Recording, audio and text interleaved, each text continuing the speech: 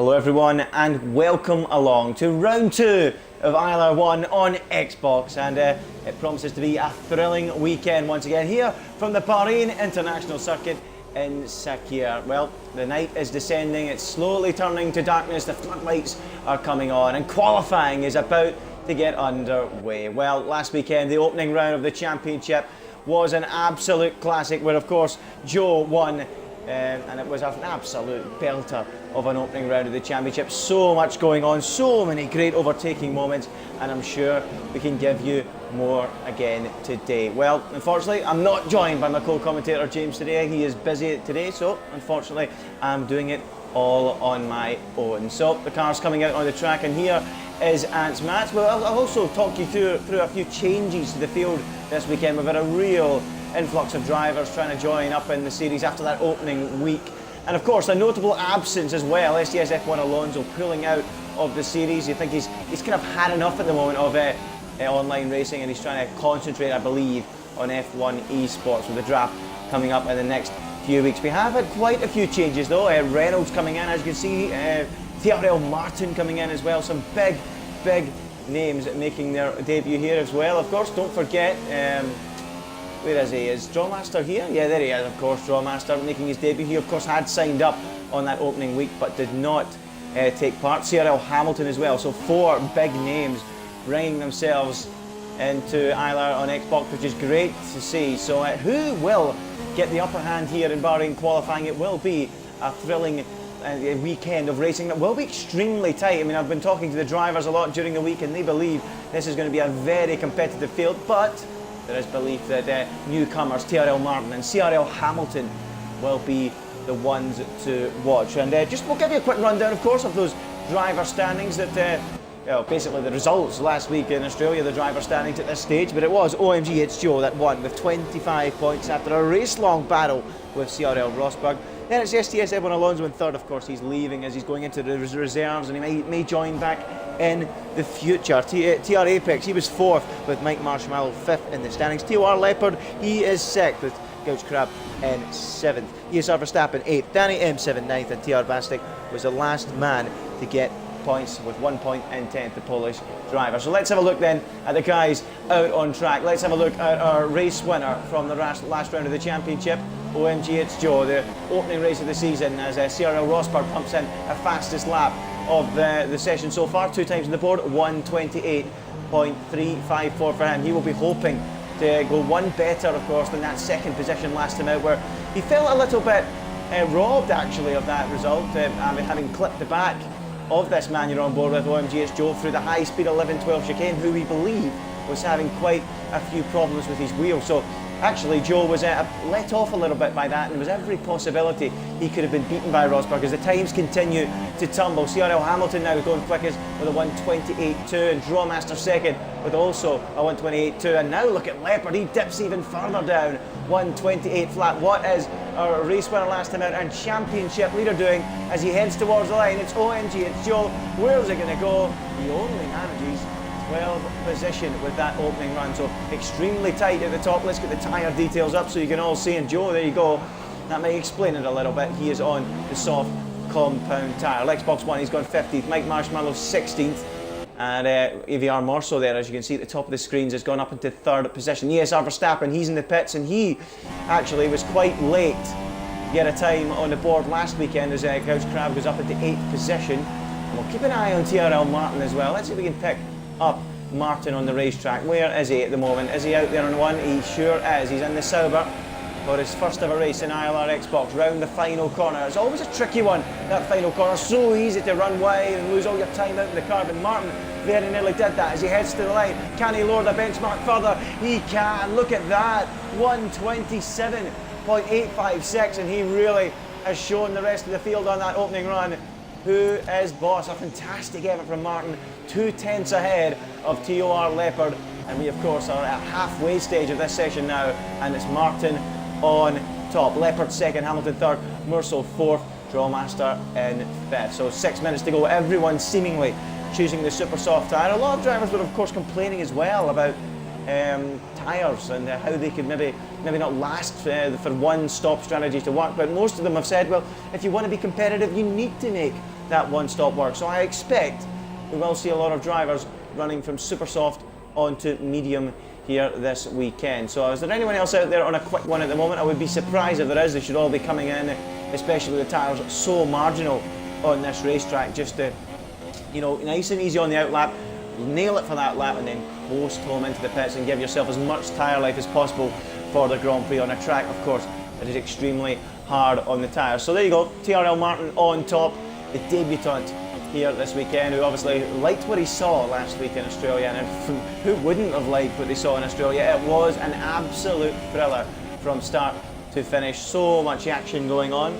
Occasionally the odd little bit of contact, which of course we never like to see, but it adds to the drama, doesn't it? It makes it even more exciting. And as you can see with that time from Joe, 1:29.2, it shows you how tight it is. Down in 16th in the soft compound, he might be forced to go out onto a set of super softs because the pace is simply not there to put a competitive time on the board with the soft compound tyre. As all the cars file their way back into the pits, as Matt's out there on a lap, or is he coasting around? He is on a quick lap, it seems. Let's have a look what he's doing through the second sector, a fraction up on his current best. He only needs to find 1,000th to move up ahead of Gouch, only a thousandth between them as he heads down towards the final and penultimate corners. This is actually a corner and then another one for some reason on this racetrack. Don't know why. It's the FIA in their corner makeup. Says Ants Mats comes round the final corner. He decides to bail out of this lap and locking up on the way into the pits. So there you go. 4 minutes to go in the session. We will see the times tumble. We see it all the time as the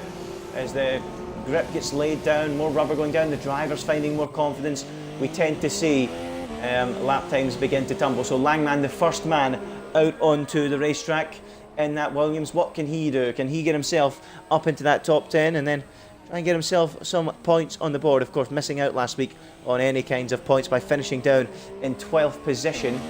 Is he going to be able to do that? And of course, he's actually qualified 12 at the moment as well, has Langman. And as you can see how slowly they're taking it, you've got to ease these tyres, and you don't want to destroy these. You're going to have to start the race on them, especially if, of course, if you're in the top 10. But Langman doesn't know if he's going to be in the top 10 until he does that lap, so he needs to be sure that he is careful on those super soft tyres. Through that hairpin, it's extremely tricky. There's so many different lines you can take into that corner, and Langman, of course, will be thinking about that, trying to eye up the best way around this sensational Sakhir circuit. Of course, floodlights came into play in 2014. They decided to give it a little glitz, a little bit of glamour, and turn it into a night race. And of course, you can see that it is beginning to darken. The floodlights now beginning to take over. So Langman, currently 12th fastest. What can he do? He's about to start a flying lap in that Williams, down towards the end of the lap. Where can he go? Turn 14 and 15.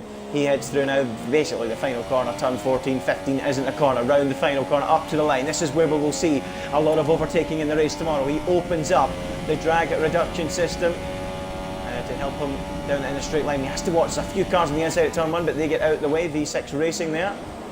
Agonisingly close during the week to getting himself into the pro draft, but crashing at Sandevot, which is a bit of a shame for him, as we now watch Langman climb the hill towards turn 3, turn 4, another popular overtaking area on this racetrack. Now down the hill he will go, the end of that first sector. It's all about your car in a straight line as he heads through there now. 28.497, the back end all over the place on that Williams as he goes through the first of two tricky hairpins. It's difficult to get the traction. He squirms out of there and now heads down towards that tricky corner, that tricky hairpin. Look, the back end locking up and the front's locking as well as he heads out of there, opens the DRS up once again. Now you can make a move down into what is turn 11, but it's not the easiest. Has he backed out of this lap perhaps? I think he might have. Langman, and now climbing up the hill. Let's see what he says second sector time is, and we will get an idea if he has indeed backed out of this qualifying lap. He is short shifting, I believe. Maybe it's time to pick up someone else on the racetrack. You get Ants Mats going slowly, winding one up. Reynolds about to start one. Who else have we got out there on a quick one at the moment? I think Danny M7 might be on one. Let's have a little look. He is on one as he heads through the middle sector, 28.5. Has Langman got anything in him to improve? Up to the line he goes, and he stays down in 12. So what about Danny M7, the man who started on pole last weekend, remember, in Melbourne, with that sensational late effort? Interesting to see It says he's on super softs, but I believe he is on the soft. Let's have a quick look. No, he is on the soft compound tyre, and he's gone up into 4th position on the soft compound. That's a solid effort from Danny M7 on the softs. He might drop down as times improve, but, well, that's ominous. That could really throw a spanner into the works for the strategy tomorrow. So a really good effort there from Danny M7. What about Martin? He's coming towards the end of a flying lap. We saw him come out of the pits quite early. Will he go again after this one? He will have the time to do it. He also has the fuel to do it, perhaps, as you can see on the right-hand side of your screen. It's not advised, though, of course, with the difficulty of tyres around this circuit. So TRL Martin up to the line, 27.8 to beat. Can he flex his muscles and go even quicker? He can. 1:27.563. Is anyone out there able to get anywhere near that time from Martin? Hamilton going again. You've got Leopard heading through that middle sector now as the checkered flag is about to fall. Who will be the first man over the line? It's Mike Marshmallow. He's only 17. Not a good weekend for him as we watch Leopard fly up through the high-speed turn 12 and into 11. 12 into 13, and now the back end squirming out as Leopard knows his target. He's got to find a full half second to knock Martin off the pole position. Here comes the Renault into turn 14 and 15. As you can see, running on the limit of fuel, barely anything left in the tank as he sprints for the line, out the final corner. What can Leopard do? Can he challenge the front row? And he can certainly be on the front row, but he can't get anyone near Martin, and it's a 27.8. Morso hits the line and does a 28.1. He moves up to third, and Joe now finally finds the improvement he needs to go up to third quickest. What about Rosberg? He's out on the lap at the moment, coming into that final sector. And he was so tight on the apex that he was hugging it like his favourite granny through turn 13. Here comes the Mercedes driver, down to 14 and 15 to end this lap. Is he going to move up from 8th position? Remember, he felt robbed last week of the victory. Is he going to make it redemption here in Bahrain? Up to the line comes Cyril Rosberg. Where's he going to go? He improves to 4th quickest, and that will be that for qualifying here in Bahrain. Is Martin going again? No, he is not.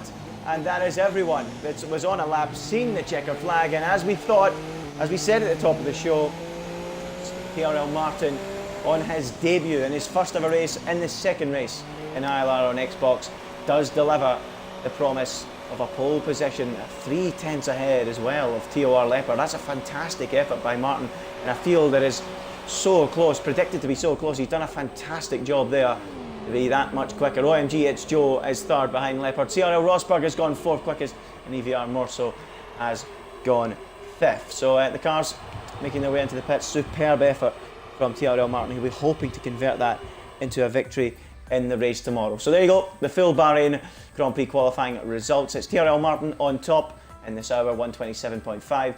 2.5, nearly 3/10 quicker ahead of TOR Leopard, who will have his work cut out in the race tomorrow in second. OMG, it's Joe, the championship leader, is third. CRL Rosberg is 4th. And EVR Morso, the Northern Irishman, is 5th. CRL Hamilton, he'll be disappointed with 6th. Danny M7, he's going to be one to watch from 7th on those soft tyres. Drawmaster makes his debut in 8th. Couch Crab is 9th. And Ants Mats rounds out the top 10. Well, there's one thing for sure, we won't have to worry about any kinds of wet conditions here in Bahrain. It might have Bahrain in the name, but you're very rarely going to find damp conditions here on this circuit. It is, of course, in the middle of a desert. So here we go, the cars getting ready on the grid. In a few moments' time, we will be underway for the start of the Bahrain Grand Prix. I'm really looking forward to it, and I'm excited to see what a certain Danny M7 can do from down in 7th position on those soft tyres. We did expect some drivers will maybe try that split strategy, but of course, obviously, those guys outside the top 10, they will probably do that. They might go onto the soft compounds, they might start on the mediums and move on to the super softs later on. We will find out when the race gets underway in a few moments' time what those guys have chosen to do. But when you're that far outside, away from the top of the timesheets, you might as well try something different. So I expect those guys outside the top 10 to do just that. But Danny M7, a little bit of an advantage being in 7th position, a little bit higher up to try something different on those soft compound tyres. So it will be one to watch. But anyway, the Bahrain Grand Prix is moments away, and here they are on the grid. Round 2 of the championship. TRL Martin on pole, Leopard alongside, and the lights are out here in the desert, and it's a drive-through penalty already for Drawmaster. Poor start from the grid, not how you want his debut to go, and Martin leads him down towards turn 1, almost unchallenged by Leopard in the brakes. Look at the McLaren, the Mercedes up the inside. Rosberg with a huge lunge, and he moves up into second place. Martin leads from Rosberg, Joe in third, and Leopard in fourth, and side by side you've got Leopard and Morso, and Leopard has had a horrible start to this Grand Prix. Several drivers further down the field picking up penalties, most notably there Langman, 5 second stop go penalty for him. CRL Hamilton as well, he's had an awful start dropping down through the field, and hopefully now I can give you what those different strategies are. Several drivers further down the field on a medium tyre, several on the softs, but look at TSR Bastek already up into 8th position on the soft compound and hustling and harrowing the back of Danny M7. So it's Martin in the lead by almost a second already. He is absolutely flying at the start of this Grand Prix. He's left Rosberg for dead, who made that storming dive up the inside on several drivers, and that is how he has moved up a full 2 places from his starting position. No way he was going to allow to be bullied after last weekend. Did not like what he saw. Of course, the collision at turn 9 and 10 with him and Joe, and then later on in the race a little bit of argy-bargy through 11 and 12 where he damaged his front wing. I'll be not hoping for any of that. Can he take the challenge to TRL Martin in this opening exchanges of this Grand Prix? But Martin already looking pretty strong, opening out over 1 second and breaking that DRS already. He of course sets the fastest lap on the opening lap. Rosberg second, it's Joe in third, Leopard is fourth, and attacking Joe on the run down to turn 1. He's going to try and sweep right round the outside of Joe, the championship leader, under threat, but Leopard holds up behind him at the moment. Meanwhile, behind that you've got Reynolds battling with Morso, the two Toro Rosso teammates. No love lost between them, and here comes Morso round the outside of the debutant Reynolds, and Reynolds holds on, braking very late for turn 4 and keeps a hold of that lead. So a little bit of damage in sector 3. We've got yellow flags. Why is that? ESR Verstappen in the pits further down. Don't know what's happened to him. And Drawmaster as well in the pits, presumably to serve that drive through as we go back to Reynolds in 5th position, fending off Morso, and Danny M7 now on those soft compound tires, trying to get himself into contention behind them. But Martin, look at that, 1.5 seconds already. He's stretched out the gap to Rosberg with Joe in third and Leopard fourth. And Les Leopard beginning to look like threatening Joe again. It certainly looks like it. Almost the closest battle on track. Further down you've got Gouch outside the top 10 now, battling with Hagen, but we'll keep our eyes on Leopard against Joe as Rosberg continues to drop back of Martin in the lead, and is Leopard about to line up a manoeuvre here as they head down towards turn 14 and 15. On the brakes they go, and Leopard remains tucked up behind Joe, no way through, and the back end squirming on that Red Bull ahead as they go down the start-finish straight. The end at lap 2 and onto the third lap. TRL Martin again cups in the fastest lap of the Grand Prix, a 1:31.4 on those super soft tyres as Leopard begins to measure up Joe. Is he going to send it up the inside? He certainly lets him know he's there, but there is no way through. What about Morso? Is he attacking his teammate? Not quite, as they reach the brakes for turn 1, and it's as you were between those two, but there they are going through the shot. The leaders at the moment, Martin, Rosberg, Joe, Leopard and Reynolds. What about further down? You've got Gouch battling with Hayden, do you? Yes you do, and he's having a look up the inside for 10th position. Is he going to snatch that final point back off Hayden as they go side by side down the hill? It's usually single file through there, and Gouch knows that. He decides to tuck in behind him. He can slingshot and send a bit of a dive bomb up the inside here, and he does exactly that. And he's been listening to the commentary, and through it goes Gouch up the inside into 10th position. It's a ballsy move. It's not easy to do that. Very often it ends in contact and a bit of a fallout after the race, but on this occasion, Hayden seen it coming and moving past up into 10th place. Goes Gouch grab into that points paying position, and remember he is down 1 position from his starting place. He's on the charge back through the field as we now can load up those tyres once again as Hayden runs wide, and that might allow Mike Marshmallow to get himself back involved, and he's busy looking at Kay, who's challenging, looking at Kay in his mirror, so he's really getting close behind him now on those super soft tyres. But as you can see, it was Danny M7, as we know, he started on softs. Bastek has gone to them. Hayden, Mike Marshmallow, Langman and ESR Verstappen all on softs. So I think we've lost Xbox One and V6 Racing in the Grand Prix at some stage. I think that may have been the yellow flag earlier on. So those two drivers out of the Grand Prix. So I'm not sure what's happened there as we go back to the battle between Leopard and Joe. And is Leopard finally getting this move done? He's been forced to try the outside line this time. That will give him the inside for turn 2. Is there contact there? Very, very close between them. And is Leopard through this time? Not quite. Reynolds now picks up the double toe and tries to get himself involved as well as they reach the brakes for turn 4. And still Leopard is not giving it up. He tries the outside, runs out wide, and that will now allow Reynolds to get alongside him. And is Reynolds going to get past him? Not quite. And Leopard climbs on round the outside and just about ensures that he is the closest man to that podium sitting Joe. That was very, very close. And in a field so tight like this, that's what you've got to worry about. You don't want to find yourself being hung out to dry because the cars behind will pounce it. Look at that, Reynolds locking up and clipping the back there of Leopard, and he's damaged his wing and he's slowing down. Has he had enough? Well, I don't know. He's getting going again. He might continue. But I think maybe frustration has got the better of him there. He might be slowing down and coming to a halt. I think he is. And Reynolds retires from this Grand Prix. So out goes EDR Reynolds. That little bit of front wing damage, enough for him to end up on the sideline. So not a happy start to his ILR career whatsoever as we go back to Hayden. And of course these guys moving up a position as a result of that contact between Reynolds and Leopard. Go up to 9th goes Gouch Crab, and out up to 10th goes Hayden, and there's the confirmation of that retirement as Reynolds drops out, greys out on the screen on the left hand side. And we've got a battle again, continuing at turn 1, and Leopard again battling hard with Joe. He's trying everything in his power, but there's no way through, and Merceau now is ready to pounce. It was Reynolds before, now it's Merceau that's in position to pounce in that Toro Rosso. You know, we've been told by the team, don't damage your wing, don't do a Reynolds, and he will know that his teammates encountered problems as Leopard is looking really hungry behind Joe, who simply doesn't have the pace to match Rosberg, and Rosberg himself doesn't have the pace to match Martin. Martin having a stellar drive out front. He's just romping away with this one. It's a bit of a surprise. We were expecting it to be much tighter than that, but Martin really looks to be on it here, and 3.5 seconds in 5 laps up the road ahead of Rosberg. So is Leopard really the second quickest man out there perhaps? He certainly looks like it at the moment. Rosberg might have something to say about that, of course, because he is romping away from Joe as well at the moment. But real frustrations mounting for Leopard. He's been trying everywhere he can. Turn 1, up at turn 4. Those really are your best overtaking opportunities on this Sakir circuit. Other notable areas, as we've already seen, Gouch Crab down at the hairpin. Yeah, the first of the 2 hairpins. You can make a move there. That might be on Leopard's mind if he can't get close enough into turn 1 as he comes out the final corner and heads on to lap 6 of this Bahrain Grand Prix. Over the line he goes, and Joe still clinging on to that 3rd position. And look at Merceau here, he's actually closer to Leopard than Leopard is to Joe as they go down to turn 1. Leopard maybe struggling a little bit with straight line speed. The car perhaps set up for that Bahrain at middle sector with all those high speed left rights. As Bastic, meanwhile, further down the field, has made a move on Hamilton, has he? Up to the 7th place. Hamilton made an error, perhaps? I'm not so sure. But Danny as well now closing in on this group as the softs begin to come into their window where they would be the quickest tyre at this stage. The Super Softs not the most durable around Bahrain.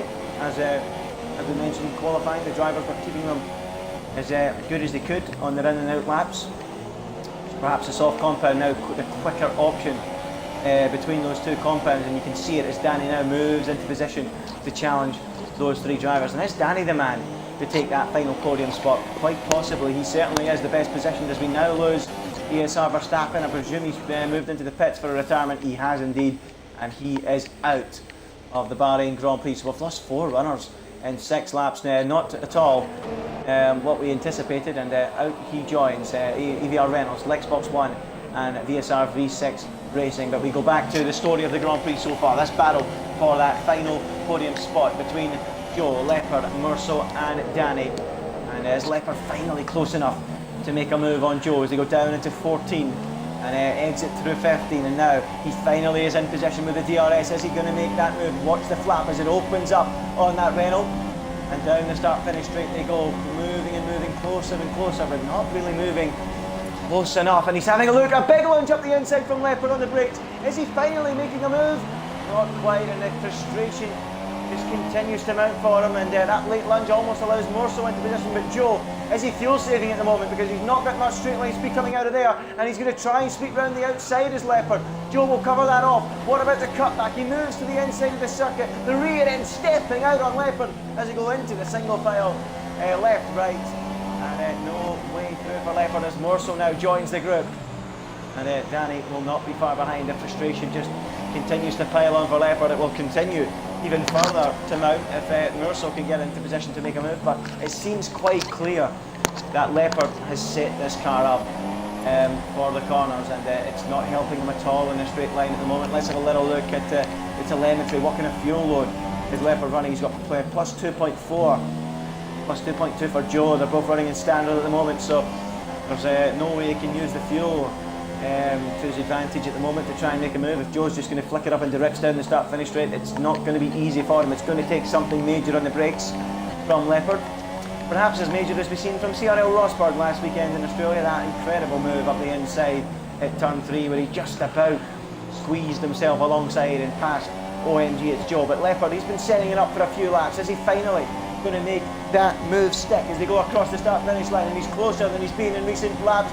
More so not really close enough to pound. So here we go, down towards turn 1. Look at that, almost rubbing wheels as they hit the brakes. And Joe, again, covers that inside line, but he's forced to go wide. That will give Leopard the slingshot in the run up to turn 4. Through 3 they go. Is it a bit of Rosberg against Alonso? All the time you have to leave it the space. Here comes Leopard. Joe gives him the space, and Leopard can't quite squeeze through the gap. And still, he remains stuck in that 4th position, and all the while that allows Martin, it allows Rosberg to disappear up the road in their own little battles. Well, they're not even battling, they're just circulating first and second on their own. But you can see why Rosberg at the start was so racy to get away, because he knew that the likes of Joe were going to struggle for pace. He knew to get ahead of these guys, and I think at this early stage he may already have cemented a position on at that podium, perhaps even that 2nd place. I mean, a 4-second gap in a league of these standards, but the field is so tight, is incredibly, it's incredibly big, that gap. So as you've seen last week how tight it was at times between the guys in the field, as we now watch Leopard try again, and it really is turning into quite a scrap between these 4. And what's happened to Joe? Well, I thought he was slowing down there all of a sudden, maybe a bit of lag perhaps. Or maybe he's having more wheel issues, Joe, where it's cutting out on him. I'm not so sure. But he certainly seemed to slow down there, but I think might have just been lag to come out the final corner up across the start-finish line. And more so feeling the need to get defensive on Danny. And you know what Danny will do? He might even tuck into the slipstream behind Leopard. No, he's not going to do that. He's going to try and move up the inside into turn 1. There you go, late on the brakes goes Danny in that Pink Panther. And through he goes, up into 5th position. And as expected, that forced Indy up with those soft compound tyres at this stage. It will start making moves. Cyril Hamilton, he's having a horrible race. He's battling now with Gouch. And look at that, it's a 3-way tussle. Here comes Hayden round the outside. Look at them battling, squabbling all the way down towards turn 4. Hamilton on the defensive, Gouch on the outside. Hayden watching. Oh, he's damaged his wing. He clips the back of the McLaren. And Mike Marshmallow slithers up the inside and passes Hayden and leaving Gouch as well. He does, and snatches 9th away. What a ding-dong battle this is. Further down the field for the lower places in the top 10, but wing damage for Hayden. He came in far too hot, steaming into the back of CRL Hamilton. That forced all 3 of them wide. Hamilton, Gouch and Hayden, and Mike Marshmallow slivered up the inside, made his move on Gouch and Hayden, and now he's all over the back of CRL Hamilton, who seemingly is not having the race he would have hoped at the moment, and really struggling for any kind of pace. As we now have a 5-car fight for 8th position, as well as that 4-car battle for 3rd. So it's great to see some real excitement in the midfield. As then look at this, Danny really on the move. Look at that defence from Leopard. Whew, that was a little bit extreme, was it not? Well, you might argue that Danny wasn't alongside, so he could dictate the line. That's probably what he would say about that one, as their pit stops are being made and Leopard and Joe move into the pits. You almost wonder why Leopard defended that so hard there. He was coming into the pits anyway, but that just shows you how competitive these drivers are. You can't get anyone a few tenths of a second at any moment, and that's exactly what Danny would have got by moving past there. And Danny now, look at that, lighting up the rears coming out of turn 2 and into 3, all over the curb. And this is the moment of the race in the clean air where he can really start to put some consistent times together and move himself into contention later on. Now, I would presume that Danny is planning to go long enough to get onto a set of super soft. Now that will not be easy. He will be trying to do that though with the other guys out there, of course, on the medium compound. So Martin's been in, and Rosberg's still going out there on the super soft tyres. His pit stop can't be far away, probably the end of this lap. And lap 10 out of 29, and it should be 19 laps for him on the medium compound. And we should see him in at the end of this lap. So several cars have been in already for the medium. Martin, Joe, Leopard, Murso, Gouch, Hamilton, Kay, all been in the pits for a set of the mediums. Hayden as well, but he's dropped further back off the tail of that Hamilton Gouch battle, of course, with that front wing damage. Drawmaster as well, not having the ideal debut weekend with that jump start. A bit too eager at the start of this Grand Prix to get his ILR career underway, as Rosberg on lap 10 is surely going to peel into the pits this time around, and he does. He heads for that pit lane. Now where is he going to rejoin? Let's have a little look at the gap to the leader. I'm not sure exactly what the delta would be, but it's almost certain he's going to come back out between Martin and Joe. So into the pits comes the Mercedes driver, onto the jacks he goes, and away. Look at that, just like that, clockwork stuff. And Rosberg on his way back onto the circuit as we now watch Martin head across the start-finish line in total isolation at the front of this field, totally dominating it. What a performance it's been so far. 11 laps old this race, and already stamping his authority on ILR1 on Xbox. Rosberg then, he rejoins the racetrack. Not so far ahead of Joe actually, only a couple of seconds. If he'd left that one lap longer, he'd have dropped right into the clutches of those guys. So maybe struggling a little bit, CRL Rosberg, for tyre life, and maybe that's why he felt he had to do an extra lap on those super softs. I'm not so sure why he felt the need to go that much longer as Hamilton and Gouch continue to do battle. We've seen them battling already a few times in this Grand Prix. Now they're about to start battling hard again over that final points paying position. And remember folks, we have yet to see pit stops from those guys in the top four. As you can now see, Danny M7, TSR Bastic, Mike Marshmallow and Langman, all on the soft compound tyre. They all started on the soft compound tyre. Three of them, Bastic, Mike Marshmallow and Langman, outside the top 10, so they're on fresher soft compound tyres than Danny M7, who did a qualifying lap on them and qualified in 7th. So that's why, of course, he's around 2.5 seconds ahead of TSR Bastic as well. But he might be in a little bit sooner as a result of that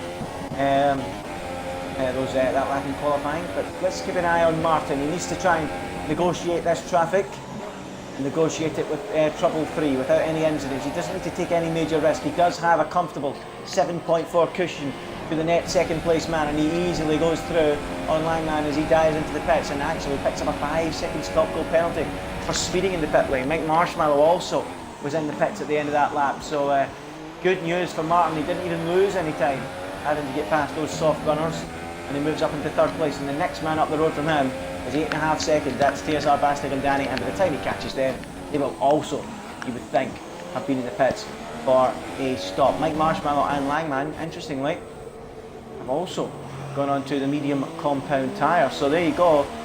Those on the soft tyres couldn't go on to a set of the super soft unless Danny M7 and TSR Bastek can. Maybe they have got the tyre life, maybe they're eking it out slowly to do that, but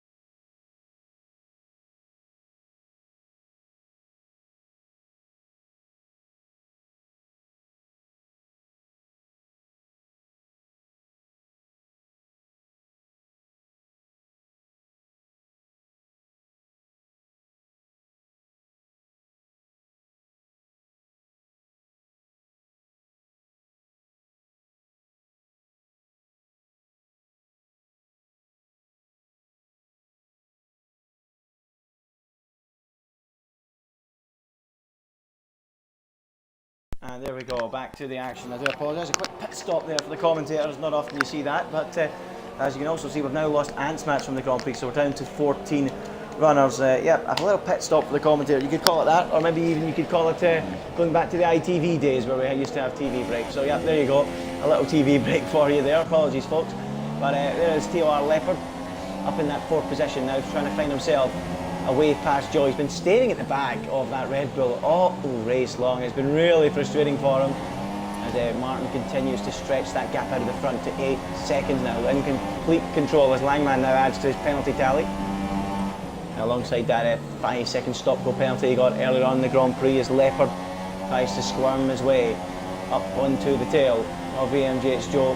AMGH Joe, the championship leader, of course, the winner last time out in Australia. Now it is difficult for Leopard to find a way through. We've seen it already. He's struggling so much in a straight line, and he's still got 1.6 laps of fuel to Joe with 1.3. So he might maybe at the end of the Grand Prix, if Joe has to save a little bit more fuel, move himself into position to make a move. But he can't try anything too rash because Murso's right there. That's the problem he has. Murso will pounce if he goes too hot into a corner or they run wide, the pair of them trying to battle over position. So he needs to be careful, does Leopard, and he again lets Joe know he's there into turn 1, but he can do no more than that. And the battle just continues to simmer in a pot. Not quite boiling yet, but I'm pretty sure we're not far away from that. So lap 14 out of 29, we're just about reaching the halfway point of this Grand Prix. It's TRL Martin in the lead, totally dominant, controlling this Grand Prix on his debut. What a drive it's been so far. TRL Rosberg in second, going to lead the championship after this one, you would feel, at the moment, unless, of course, if Joe clings on to that 3rd place, he will actually lead the championship. It won't be Rosberg, so apologies for that. Rosberg will not be leading the championship, even with 2 second places. Joe, with a first and a second, first and a third at the moment, would lead the Drivers' Championship. So those two at the moment emerging early doors as strong contenders for this championship. Leopard as well, of course, was in the points last weekend, and now a little bit further up the order, up in 4th position, fighting, and maybe even he could launch a championship challenge as the season goes on. Danny M7 as well, he on the freshest tyres of all out there.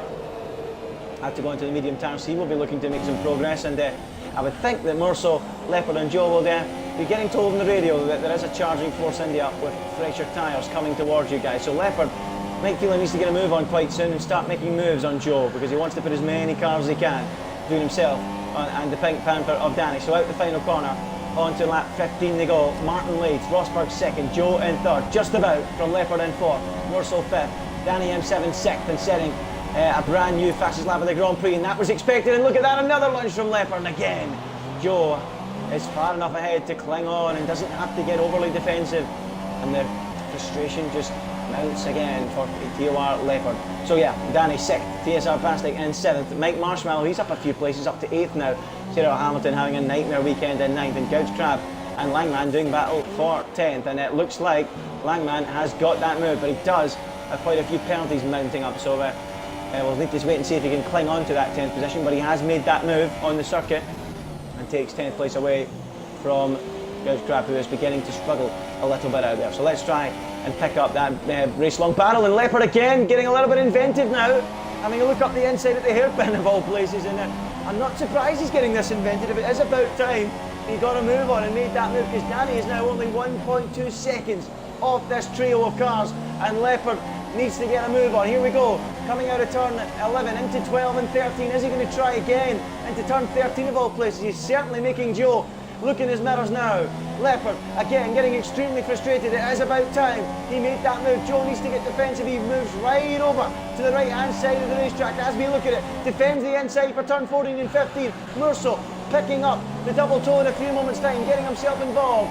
Danny really becoming an even bigger shadow. He's gone from a little dot to a blob in the mirrors of AVR Murso. Here goes Leopard again, trying the outside on Joe. He switches back to the inside. He tries a Ricardo, and as he finally made it stick into turn 1, they rub wheels through the corner, and somehow Joe clings on, and that's what I was talking about. Running wide goes Leopard, and finally Murso punishes him. He sweeps past up into 4th position, and down into 5th goes Leopard. Oh, what an absolute shame for him, and it's about to get even worse. Danny M7 moving himself into position to demote Leopard even further, and the frustration will be through the roof for Leopard now.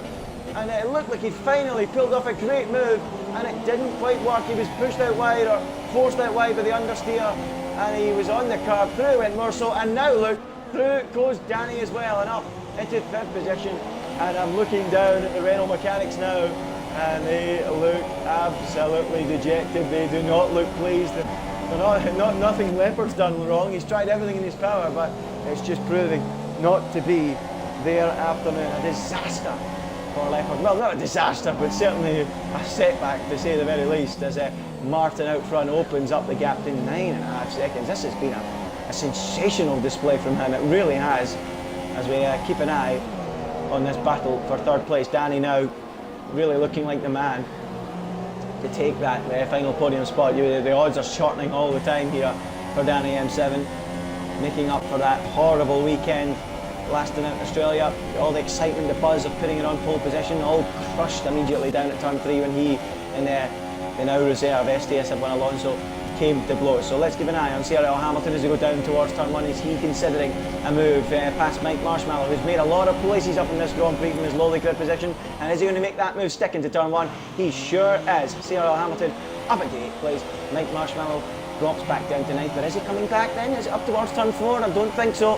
And Mike Marshmallow is through. Meanwhile, Langman and Gouch are doing battle for 10th and 11th once again, and it looks like Langman is clinging on as we go back to that feature of the Grand Prix, the real battle, the story of the race between Joe, Murso, Danny and Leopard.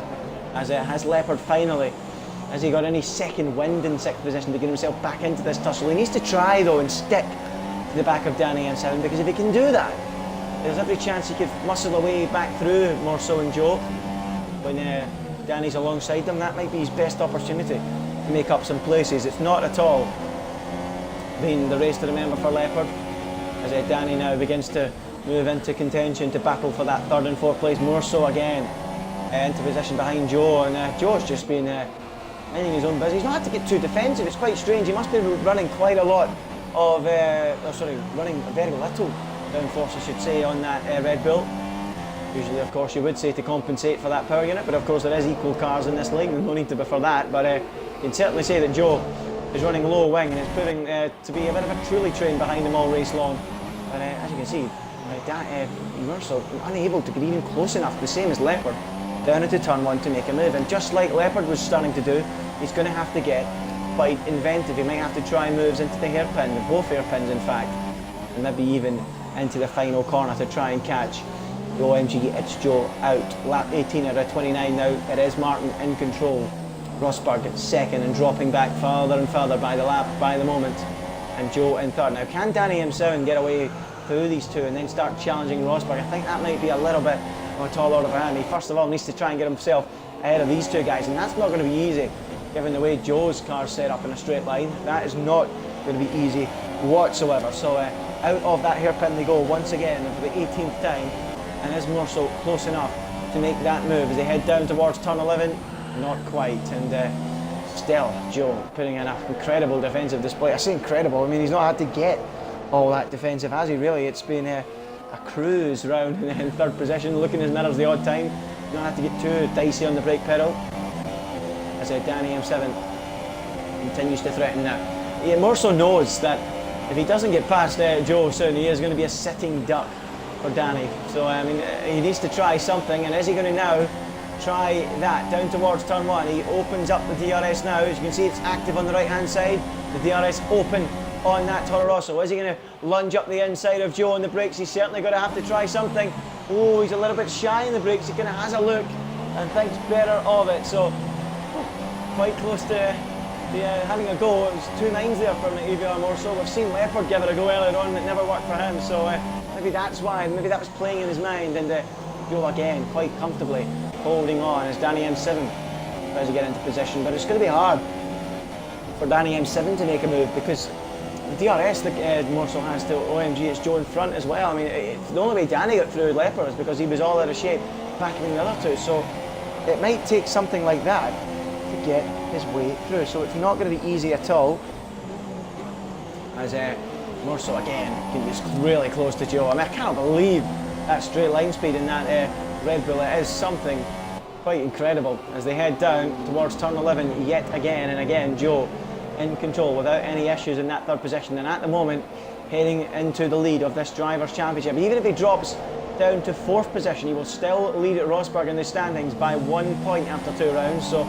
He can afford to lose one place. If he loses two, he will trail Rosberg by one position in the championship. So plenty to fight for, even at this early stage in the championship. Every point is a prisoner, and Joe knows that, and continues to cling on as Murso again tries. And Joe actually feels the need to get really defensive over towards the pit wall this time, as Murso lines him up down the start-finish straight. Is there going to be any way through for Murso, the Northern Irishman, as they reach the brakes? No, there is not, and Joe clings on. I mean, how long have cars been standing at the back of this Red Bull for all race? It's been incredible, as Murso again tries to get himself close enough to Joe. Is he going to send it up the inside here? It's a shallow braking zone, it's not easy into turn 4, and again he's left thinking about it, but no more than that. Now you can get a move made down into this hairpin here as they go through the right-hander and the left-hander down the hill, but Joe again, because of that dirty air, able to fend off Murso without any major issues whatsoever. So Murso unable to make a move in a straight line and unable to make a move in the corners because, of course, of that dirty air. So the pressure continues to mount from Danny behind, but no moves being made. It's been quite frustrating as a viewer, I can imagine, for you guys watching, to see them all following each other without any moves, but I'm sure something is coming pretty soon between these guys. It's all been boiling in a pot, just waiting to explode and boil over. It is out front, Martin in control by 11.5 seconds to CRL Rosberg in second. That crucial move he made into turn 1 proving to be the decider for him at the moment in that second place, holding that gap at around 3.5 seconds to the train behind of Joe, Murso, Danny and Leopard. Then a 5-second gap back to TSR Pastek in 7th with CRL Hamilton in 8th. Then the field get a little bit spaced out, Mike Marshmallow in 9th and Langman in 10th, but he has got a little battle developing as well as Couch Crab and Drawmaster move onto his tail. So a little battle, ding-dong battle developing there. Drawmaster, of course, the Scandinavian driver, hoping to get a point out this one on his debut. And as Murso battling with Danny, it looked like it. The other positions changed a little. And as Danny finally starting to get a little bit fed up following these two around the circuit, as we go back to the battle for 10th and 11th and 12th, as Langman holds on at the moment. He's got Gouch Crab all over the back of him, and behind him, Drawmaster, who of course jumped the start right at the beginning of this Grand Prix, and that's why he's so far down the order, not having the greatest of weekends, is he? So keep an eye at the moment on Drawmaster as he ducks and dives all over the circuit, looking for a move on Drawmaster on those medium tyres. Don't be alarmed by the soft compounds you see on the circuit. Go by that the ladder on the left hand side, the timing ladder. That is correct, and not what you see on the circuit is, look at that Gouch Crab. I mean, I'll look up the inside of Langman right in the middle of a Williams sandwich as they all tussle over that final point playing position. And you know what? Hayden is not far away from getting himself involved as well, so a battle developing there for the final points playing position. And of course that battle has been going on all race long for that final podium spot. So remember, you can of course tell us who you think is the driver of the day. That's something we always like to hear, your driver of the day. Who is it for you guys? Is there anyone out there you feel has performed really well and deserves a shout for driver of the day? For me, it's got to be Martin, hasn't it? He has been so much better than everyone else, so much quicker, so much stronger than the rest of the field, and it's hard for us to disagree with that. Martin, seemingly the man to beat and the man for the driver of the day. He in total control. I mean, who else could you mention for driver of the day? Who else out there deserves an honourable mention? Well, you could have a look at the likes of Mike Marshmallow, up 9 places from his starting position. Of course, 5 cars have dropped out of the race, but still a good job getting up into the points by him. Bastic as well, he's up 4, and Rosberg up 2 from that solid start. But I mean, it's hard to argue with Martin, I would have to say, even though there's 7 laps to go. It's looking pretty good for him, and that looks like he will be the driver of the day. As Drawmaster, look at this, side by side with Gouch, and is Gouch holding on still? He is, but Drawmaster looking like moving himself into position to challenge for that final point. All this jostling is going to allow Hayden to get himself onto the tail pretty soon, but Drawmaster is super sweet, getting fed up following the Red Bull in front. I mean, he's not the only man that's been following Red Bulls all race long, it has to be said. Just ask Leopard, just ask Murso, just ask Danny. They've all been following Joe for the majority of this race, and Gouch proving to be another difficult customer to overtake, and maybe he and Joe are sharing the same setup. So let's go back to that tussle for 3rd, 4th and 5th as they head across the start-finish line to begin lap 23 out of 29. Is Mursell going to make a move on the brakes this time? Yes, he is. Here we go. Mursell at long last takes a punt up the inside, and they go side by side through 2 and 3. Is he finally through? He is. That is incredible. Brilliant driving from Mursell. Calculated stuff. It's not over yet though. And Joe dives back up the inside, and is he returning the favour up at turn 4? He sure is. They're rubbing wheels, and now Martin is, sorry, not Martin, Danny is extremely close, and here comes Danny now, moving himself alongside Mursell. Is he going to get through? He is going to get through, and Mursell suffers the same fate as Leopard. He tried to move on Joe, and in the end he ends up losing a place, and unfortunately for him, Danny is through. Now Leopard smells blood. He dives up the inside of Mursell, but he can't quite get through, and the fireworks beginning to kick off in this battle for the podium spot at long last. But it looks like there's no way through for Leopard, or is there into turn 11? He has a little sneaky look up the inside. The Renault and the Toro Rosso jostling their way up the hill through 12 and 13, but Mursell looks to have held on for the moment. Look at that from Leopard. Wow! Absolutely stunning lunge. Lick the stamp and send it, Leopard. What a move. What an incredible lunge at turn 13. He just sent a miss there. I'm not having any more of this. I'm fed up hanging around, and he just went like an arrow up the inside for the apex at turn 13, and through he went. Without doubt, move of the race, and perhaps even move of the season, as Danny M7 now tries to challenge Joe for that final podium spot. And is he now the man to beat for the podium spot? Did he just need to clear that one man, or more so, to get himself into position for a lunge at Joe? Quite possibly. As they run down towards turn 4, is Danny M7 going to make that move on Joe as they head down the hill now through turns 5, 6 and 7 and on towards the hairpin? And is Danny going to get himself through? His Drawmaster, as we anticipated, has now got himself, oh, he's still not up to 10, he's still battling with gout. Incredible. He must be getting so frustrated. Everyone following Red Bulls this afternoon is frustrated. They keep losing places every time they try a move, and that might happen again. Oh, he's gone careering into the back of Gouch, and off the road he goes down at turn 4. Too hot in the brakes, into the Red Bull, and as I've just said, loses a hatful of places down past Hayden as well. And Hayden now up into 11th place, and maybe he 2.1 seconds behind Langman can get himself a point, because Langman of course has got penalties, so Hayden might still have a hope of a point in this Grand Prix. So back to that battle for the final point, and it's just quite funny that Mursell tried to move for the final podium spot and found himself dropping down to 6th position, and we saw Leopard try to move for the final podium spot and he found himself moving down to 6th position. Is the same going to happen to Danny? Well, I'm not so sure. He certainly looks to have the sweetest tyres out there on the racetrack, so I think if he passes Joe, that will be that in the battle for this final podium spot as they go down towards turn 1. And Danny, you could argue that he might be the man to battle Martin out for driver of the day. I think it's going to be hard to wrestle it away from Martin. It has been his weekend. His Grand Prix has totally bossed the race, and the race victory looks almost certain for him. The pole position as well. What about fastest lap? Where's that going? It currently going to Danny M7. A 10th needed to be found by Martin to get himself ahead of Danny M7. With the fuel coming down, he might, but with the tyres wearing off, I would think not. So not quite the grand slam for Martin. He's going to pick up the race victory though, with feel, and of course that pole position as well. So pretty ominous stuff from Martin. A really good opening weekend performance from him in ILR, and everyone will be talking about his performance for the next week before we head to the third race of the season, as we keep an eye on Danny M7 hunting down Joe into turn 11. Is there any way he can find a way through in the closing moments of this race?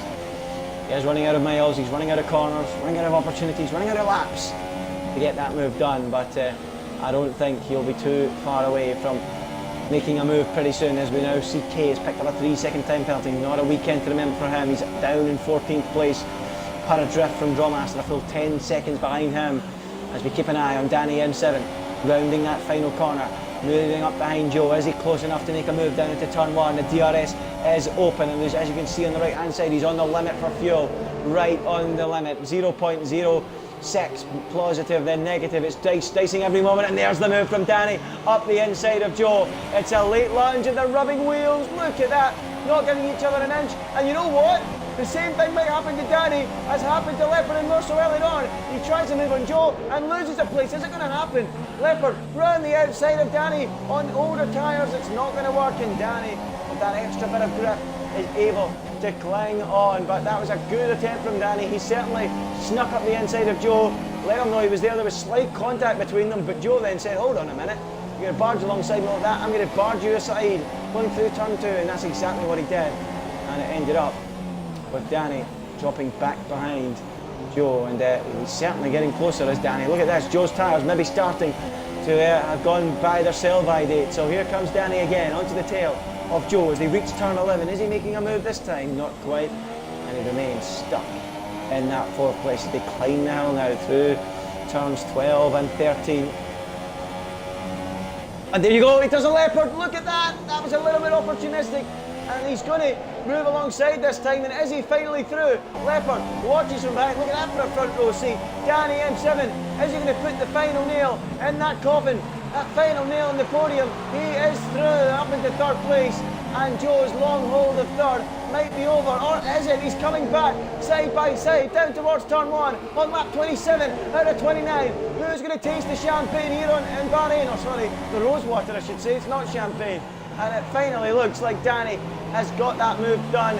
He had to get his elbows out. We've seen it already from Leopard, and that move at turn 13 proving a popular one. He set it up there by getting himself alongside and finally gets himself past the rocket ship in a straight line. There is the Red Bull of ONG. It's Joe, and Joe drops down into 4th place, and Danny up into 3rd, and surely now will scamper off to collect that 3rd place trophy and some rosewater as well. No champagne, of course, in Bahrain. So Danny finally up into 3rd.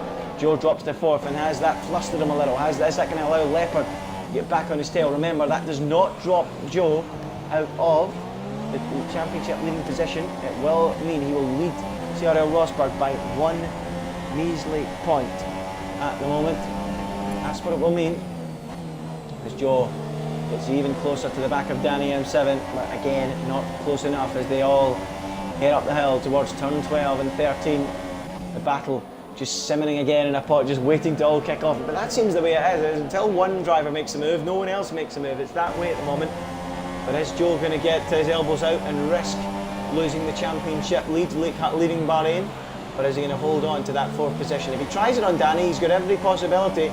He gets hung out to dry and drops down to 5th and 6th. And not only does that drop him down positions in the race, in the championship as well. So Joe, having a look at Danny, he fancies coming back at him here. He's got such straight line speed. Look at that. Up the inside goes Joe. Back through. But is he going to run deep? He is going to run deep. Through goes Danny. And through goes Leopard. Exactly as we thought might happen.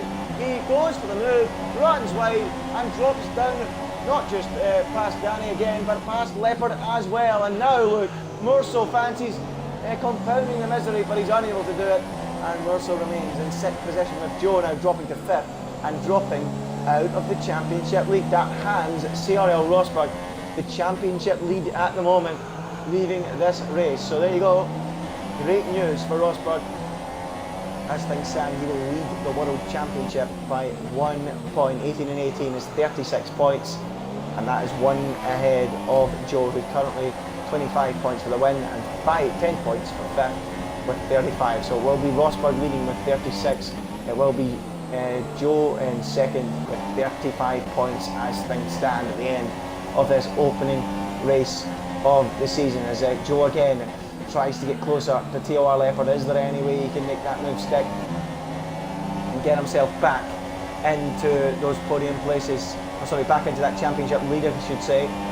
The podium is now gone. As you can see, Danny is moving away from this group as Martin has started the final lap of the race. And what has been an expert drive from him, after a faultless drive really, he's totally bossed this Grand Prix. He looks like he is going to take home the maximum 25 points, and despite not being here for the opening race, moving himself into contention to compete for this World Championship. He will be 11 points off the lead if things stay as they are. It will be Rosberg in the lead of the championship by 1 point to Joe, unless Joe can do anything about it on this final lap. He needs to get himself back ahead of Leopard and put himself back in that championship leading position. Danny M7 looking safe now in 3rd with those fresher tyres, having started on the soft compound and pitting later and fitting mediums to give him a shorter stint and better tyre life. So lap 29 out of 29, it's time we picked up TRL Martin And he's spun. He's off. Martin's gone for a spin. I don't believe it. And here comes Rosberg. I cannot believe it. An absolute bottle from Martin. And he has gone spinning unbelievably down in the run to the hairpin. And he cannot believe it. Unbelievable scenes here. Even the commentator, I have got my head in my hands. Martin has gone spinning and Rosberg picks up the lead. This is quite sensational scenes here. I've never seen anything like it. And Martin, who's been leading, putting out a sensational performance all race long, has thrown the victory away. And the team on the pit wall look absolutely devastated. Mercedes have come sprinting out of their garage to greet an unlikely victor. CRL Rosberg is going to come home, and I'm speechless here, come across the line and take the victory. Unbelievable. What has just happened? What has just happened? Oh my goodness me. TRL Martin has thrown it away, and Rosberg wins from Danny M7 and Leopard in third. I am absolutely gobsmacked at what has just taken place. Gobsmacked. Leopard third, OMG is fourth, EVR Merceau is fifth, TSR Bastic is sixth, it's Mike Marshmallow seventh, Martin, the inconsolable Martin, is eighth. He's got a puncture. He's got a puncture. That is what has happened. He's got a rear puncture. Unbelievable. The final lap of the race, and Martin picks up a puncture and he ends on, I don't believe it. I feel for him. I cannot believe that. Martin with a puncture in the final lap, and it totally ruins his race. He was superb in qualifying. He led by 12 seconds, but the tyres have given up, and it hands an unlikely victory to CRL Rosberg. A victory he felt he probably should have got last weekend, but he's going to get it this weekend. He won't have a care in the world about what's happened to Martin, and he celebrates on the podium. What a victory for him. Danny M7 ends up second, and it was TOR Leopard in third. What an incredible end to the Bahrain Grand Prix. And that's the old saying from Murray Walker, anything can happen in Formula One, and it usually does. And that is exactly what has just taken place. I am absolutely stunned by that. CRL Rosberg wins the Bahrain Grand Prix, having been not even in with a sniff. No one was in with a sniff of beating Martin. But the tyres popped, the tyres gave up, and he ended without any, well, 4 points in the end instead of 25. Unbelievable. CRL Rosberg winning from Danny M7 in second. TR Leopard was third. OMG, it's Joe's fourth. And Merceau fifth. TSR Bastic sixth. Mike Marshmallow seventh. And eighth for Martin, the inconsolable Martin. Cyril Hamilton was ninth, and Langman got that final point in 10th. And I will just confirm, by the way, folks, the driver of the day is without doubt still going to Martin, despite what just happened there. But I'm now going to get the guys in for an interview. Hopefully we can get them all in and get them in for an interview. But I cannot believe what has just taken place. So let's hopefully get these guys in for an interview. I don't actually have them all as friends, so you may have to give us a second, lads. Invite to party. There we go.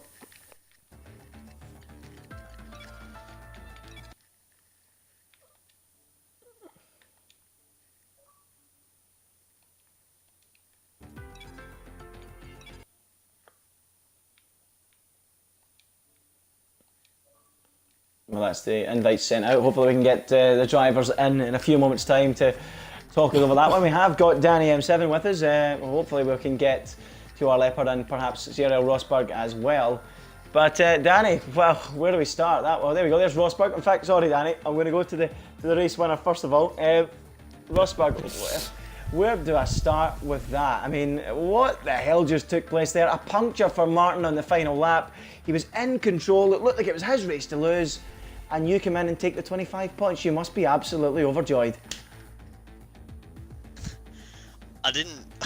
Honestly, I didn't set a lap around Bahrain until half an hour before the lobby started. Wow. So, honestly, the fact I was second for like the whole race was basically a win for me.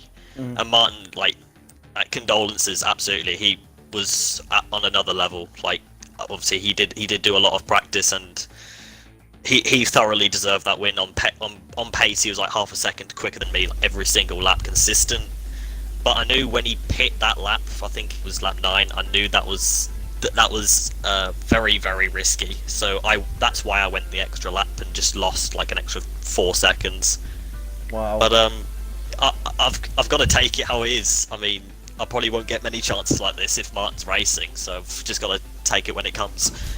Well, that is quite incredible. I was questioning in commentary, because obviously I'm not too sure on strategy myself. I was questioning whether why you had gone that extra lap, because of course a few guys came in on lap 9, Martin was one of them. So I was a bit surprised as well to see you go that lap longer, but of course you could afford to, of course, you could hold on to that second place, but that just proves it. I don't know why Martin felt the need to do what he did and go that, come in so soon, but perhaps maybe he felt he could have done it no problem, but an absolute disaster for Martin. I really do feel for him, but I suppose you feel that you were robbed last week perhaps, and this has made up for it. Yeah, I guess you could say it's a sort of redemption in a sense. Yeah. Like, I got robbed last week, well, that's how I felt, and then this week it's kind of fortune's gone back in my favour, but it's not the way I want to win races, but like it is how it is. It's like Martin got a puncture, there's nothing I can do about that. He pushed his tyres too hard, and it wasn't necessary. He was like 15 seconds ahead of me. So I'm happy nonetheless. And what about the move into turn 1 at the start? I mean, that was crucial to your result, wasn't it? Getting ahead of those guys who were involved in a huge battle behind. Yeah, I knew I got better starts than I think the front 3 that were ahead of me, but Martin got a great start, and then Joe and Leopard didn't get a great one, so Leopard was defending the inside of it, so I was like, this is a half-assed move, I've got to really attempt it. Leopard broke really early, and I was just like, okay, I've kind of just got to send it really, and I took up so much curb at turn 1. It did thankfully work out. And also, real quick, congrats to Danny and Leopard on the 2nd and 3rd as well. Good drives from you both. Yeah, well, that's exactly what we'll do. Well done to you on your victory. We'll head over to Danny and talk to him. Danny, you went for that different strategy. You started in the soft compound. First of all, were you happy with that lap in qualifying? Was that extracting the limit on those soft compounds? Well, since it was my first quali lap in Bahrain since ILR, yeah, really happy with that. I just thought I'd go on a different strategy due to not doing any practice, just to try something different. It turns out it was actually the best way to go in the end. Obviously, first of all, condolences to Martin, because, you know, like as David said, he was incredibly quick all race. And yeah, but congrats to David on the win. Really, and like you said, you've got to take him as they come. And it's a shame the slipstream glitch was in, you know, full swing as usual. Because I think I could have maybe challenged David. Who knows? And it would have been an interesting battle, to say the least. And that, you know, it would have been for the win in the end. But either way, with the slipstream glitch, I'm happy. And first podium of the season, and yeah, things are looking good. Considering this was my bogey track to get P2, I'm very happy. Yeah, good performance from you. So I was just wondering why you'd done that split strategy, but that's why, because you didn't do much practice. Do you think if you'd gone for the other strategy, it might have been better for you? But perhaps maybe you've been nearer the sharper end and maybe been able to take the fight. Or I suppose second place answers that question, doesn't it? Yeah, I possibly could have got a higher grid position. Maybe stayed out with all the battling, but I just felt really good on the soft tyres, so maybe in hindsight maybe it was a good job not doing much practice, which forced me onto the other strategy, because it did feel good, and without the slipstream glitch I could have possibly challenged higher. But anyway, I'm very happy, and again, congrats to David and Leopard on their results. And final question, I suppose you might feel the same as David, a little bit of redemption after the horror show last week, pole position, unable to convert it. This week a far better result, so a little bit of redemption for you as well. Yeah, I think it is for all three of us, because I think all three of us got a bit screwed over in Australia, so yeah, happy I got the redemption. And I don't know what the next track is. Do you know what the next track? Oh, you put me in this spot. I'm not even sure myself. Does anyone know? I don't even know, bro. But either way, I'll be looking forward to it and challenging Martin and David again for the win. Okay, well let's now speak to Leopard, and it was an eventful race for you, Leopard. I mean, a frustrating race perhaps. I mean, you were stuck behind Joe all race long. Pretty frustrating stuff, but fourth place in the end. Are you? Sorry, third place in the end. Are you happy with that? Yeah, I guess I'm happy with it. I'd have rather have been potentially challenging like some Rosberg, because I felt like I had pace, but it is what it is. I broke way too early for turn 1 and Rosberg got past me, so, and Joe got me as well, so I was battling pretty much the entire race and just had to pick my moves well, and then I think eventually I got impatient on Joe and lost 2 positions and just had to stay at the back of that group for quite a while before the opportunities presented itself. So yeah, I guess I'll take third.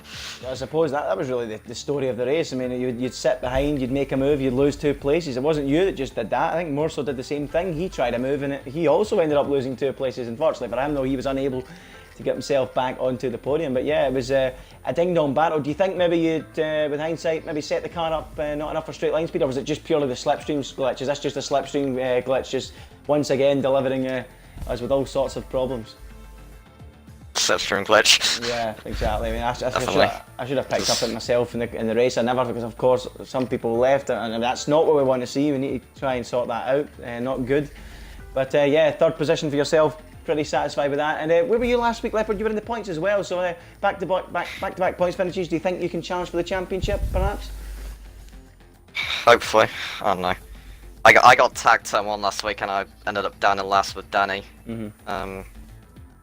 At the start, so I had to work my way up through the field. Well, you have got a chance as well. You've got a chance, and of course, a new championship leader as well. David, you're leading the championship. You were only going to lead it by 1 point as the final lap started, but obviously when Martin decided to go walkabouts on his tyres, obviously not his fault, his tyres decided to go, so you ended up extending. I don't know what the gap is now, but you're definitely now in control of the championship as we head to Spain. So thanks for pointing out. I think it was Danny that said it was Spain, or was it yourself, David? Thanks anyway for pointing that out. But yeah, Spain. We are now heading to Spain, and you are now the championship leader. So how do you feel at Spain, Rosberg? Is that a place you can try and win again, or is it a bogey track for you? How do you feel for that?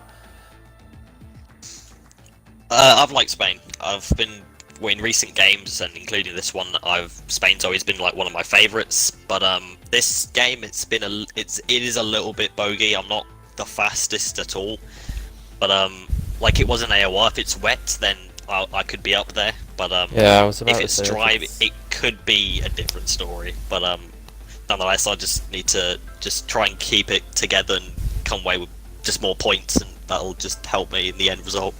I suppose. Okay, and Danny, what about you? Is Spain a track you enjoy? Yeah, I love Spain. Well, when it's dry. I think practice for AOR, and well, I qualified third there in AOR, matching Kyle Dan's lap time for P2. So yeah, I do like Spain. So hopefully it stays dry. Fingers crossed. But if it doesn't, I'll give it my all. And finally, Leopard, Spain. How's it go for you? Is it a track you enjoy? It's a track.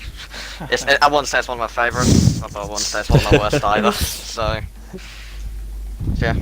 Okay, well there you go. There you go, everyone. That's everyone's opinions of the race, and heading of course to the Spanish Grand Prix next weekend. That's it for the broadcast. Congratulations to David on the victory. Commiserations to Martin. He will be kicking himself with that puncture. He will be furious, and he'll be probably inspecting that Pirelli tyre long into the night. He'll be having nightmares tonight following that one. So be sure to join us again next week at the same time, 7:30 on Friday, for the Spanish Grand Prix. That's all for myself. That's all from the guys on the podium. Good night.